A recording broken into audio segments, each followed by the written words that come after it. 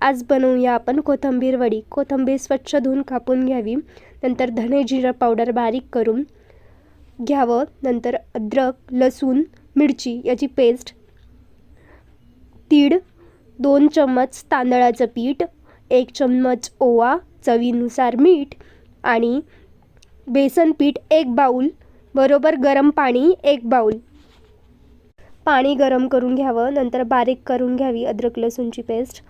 एक कढई घेऊन त्यात तेल, अद्रक लसूण, आपली धने जिऱ्याची पावडर, नंतर धुतलेली कोथिंबीर, हळदी मिक्स करून 1-2 मिनिट होऊ द्यावं। मिक्स करून त्यात तीळ, ओवा आणि मीठ या सगळ्या वस्तू टाकायच्या। नंतर आपण गरम केलेलं पाणी त्यात सोडायचं। त्याला एक उकळी आल्यावर तांदळाचं पीठ आणि बेसन पीठ हे दोघं मिक्स करून 5 मिनिट वाफेवरती गॅस मीडियम फ्लेमवर करावा।